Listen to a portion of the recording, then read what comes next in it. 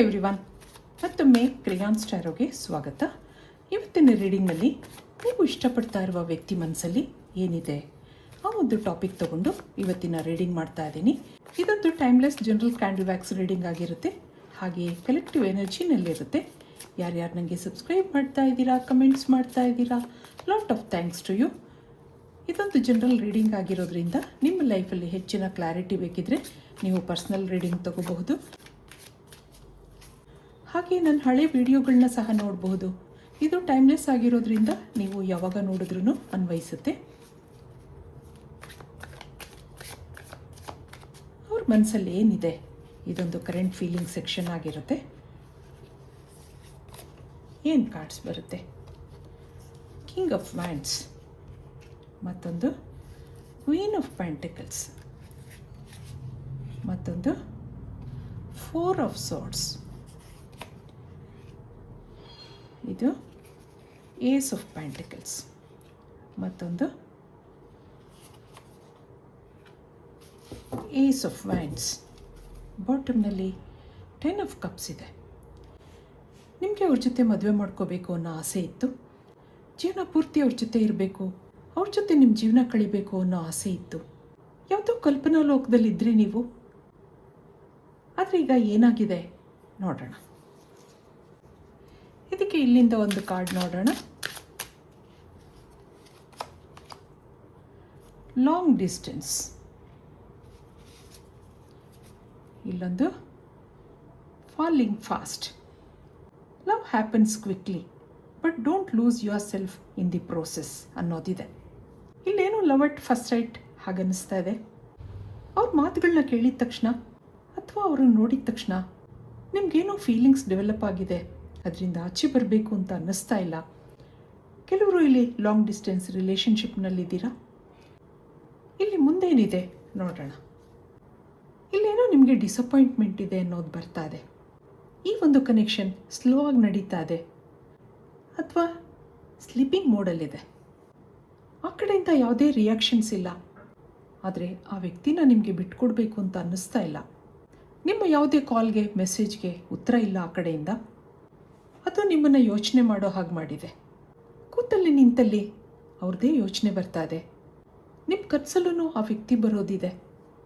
ಸ್ವಲ್ಪ ದಿನ ಚೆನ್ನಾಗಿದ್ದಂಥ ಈ ಫ್ರೆಂಡ್ಶಿಪ್ನಲ್ಲಿ ಈಗ ಇದ್ದಕ್ಕಿದ್ದಂಗೆ ಏನೋ ಮಿಸ್ಅಂಡರ್ಸ್ಟ್ಯಾಂಡಿಂಗ್ಸ್ ಇದೆ. ಗಂಟೆಗಟ್ಟಲೆ ಮಾತಾಡ್ತಾ ಇದ್ರಿ, ನಿಮ್ಮ ಭಾವನೆಗಳನ್ನೆಲ್ಲ ಶೇರ್ ಮಾಡ್ಕೋತಾ ಇದ್ರಿ. ನೀವೊಂದು ಇಮೋಷ್ನಲ್ ಪರ್ಸನ್ ಹಾಗನ್ನಿಸ್ತಾ ಇದೆ. ಶುರುವಿನಲ್ಲಿ ನಿಮ್ಮನ್ನು ಅಟ್ರ್ಯಾಕ್ಟ್ ಮಾಡಿದ್ರು, ತುಂಬ ಚೆನ್ನಾಗಿ ಮಾತಾಡಿಸ್ತಾ ಇದ್ರು. ನಿಮಗೆ ನಾನು ಅದೆಷ್ಟು ಲಕ್ಕಿ ಪರ್ಸನ್ ಹಾಗೆ ನೀವು ಅಂದ್ಕೊಂಡಿದ್ರಿ. ಇಲ್ಲಿ ಕೆಲವರು ಮದುವೆ ಆಗಿರೋರು ಇದ್ದೀರಾ.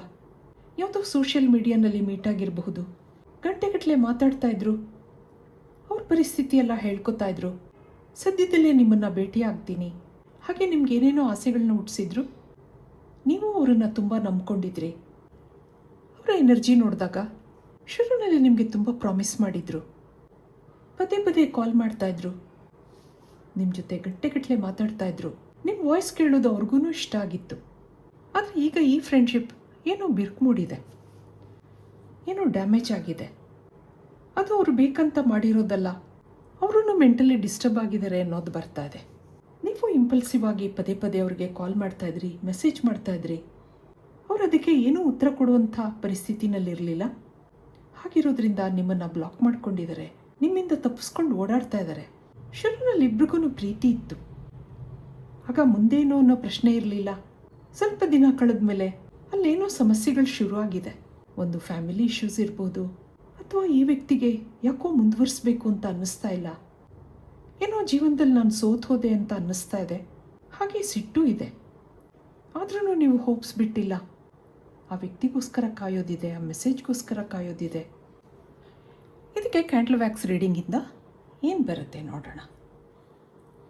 ಒಂದು ನಿಮಿಷ ನೀವು ನಂಬಿದ ದೇವ್ರನ್ನ ನೆನೆಸ್ಕೊಳ್ಳಿ, ಹಾಗೆ ನಿಮ್ಮ ಮನಸ್ಸಲ್ಲಿರೋ ವ್ಯಕ್ತಿನೂ ನೆನೆಸ್ಕೊಳ್ಳಿ. ಇವತ್ತು ಅವ್ರ ಮನಸ್ಸಲ್ಲಿ ಏನಿದೆ, ಏನು ಬ್ಲಾಕೇಜಸ್ ಇದೆ, ಅದು ಅವರನ್ನು ಯಾಕೆ ತಡೀತಾ ಇದೆ? ಯೂನಿವರ್ಸ್ನ ಕೇಳೋಣ. ಮುಂದೆ ಕನೆಕ್ಟಿವಿಟಿ ಇದೆಯಾ? ಪ್ಲೀಸ್ ಯೂನಿವರ್ಸ್, ಏಂಜಲ್ಸ್ ಗೈಡ್ ಮಾಡಿ. ಏನೋ ತೊಂದರೆ ಇದೆ, ಅವ್ರಿಗೇನೋ ಹೇಳ್ಕೋಬೇಕು ಅಂತ ಅನ್ನಿಸ್ತಾ ಇಲ್ಲ.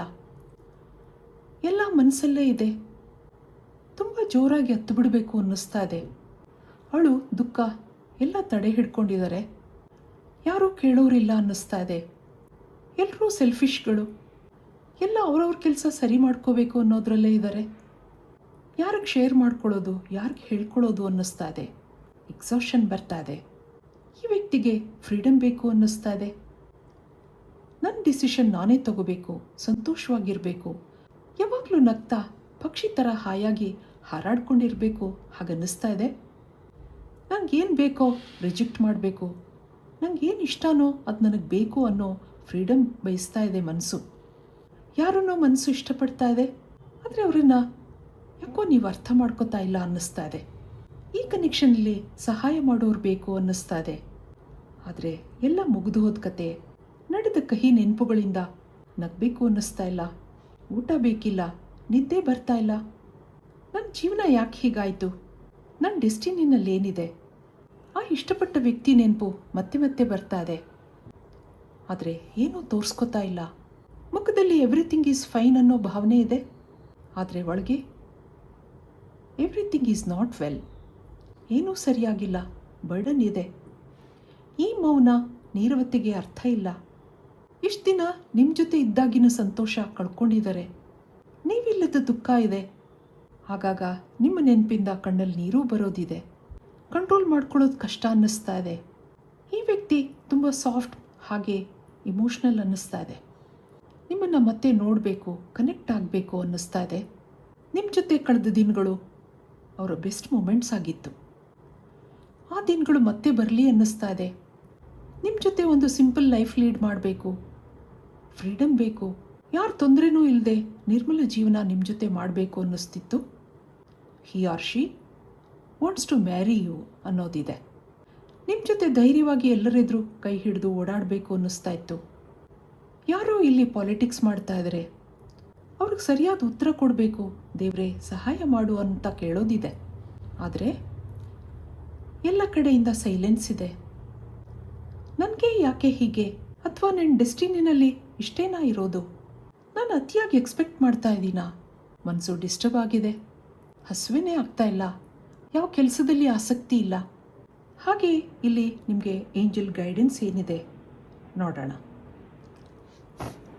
ಇದಕ್ಕೆ ಇಲ್ಲಿಂದ ಏನು ಕಾರ್ಡ್ಸ್ ಬರುತ್ತೆ, ನಿಮ್ಗೆ ಏನು ಗೈಡೆನ್ಸ್ ಇದೆ ಏಂಜಲ್ಸಿಂದ ಕೇಳೋಣ. ಇಲ್ಲಿ a new start is coming, surrender to the divine ಅನ್ನೋದು ಬರ್ತಾ ಇದೆ.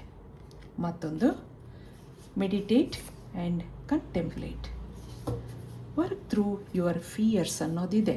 The energy is gaining momentum ಅನ್ನೋದಿದೆ. A new romantic cycle begins ಅನ್ನೋದು ಬರ್ತಾ ಇದೆ. ಈ ಎನರ್ಜಿನಲ್ಲಿ ಪಾಸಿಟಿವಿಟಿ ಬರ್ತಾ ಇದೆ. ನೀವು ಇಷ್ಟಪಡ್ತಾ ಇರುವ ವ್ಯಕ್ತಿ ಡಿಸ್ಟರ್ಬ್ ಆಗಿದ್ದಾರೆ. ಯಾಕೋ ಈ ಕನೆಕ್ಷನ್ ಮುಂದುವರಿಸೋಕ್ಕಾಗ್ತಾ ಇಲ್ಲ ಅನ್ನೋ ಬೇಜಾರಿದೆ. ಆದರೆ ಈ ಕನೆಕ್ಷನಲ್ಲಿ ಪಾಸಿಟಿವಿಟಿ ಬರ್ತಾ ಇದೆ ಅನ್ನೋದು ಏಂಜಲ್ಸಿಂದ ಬರ್ತಾ ಇದೆ.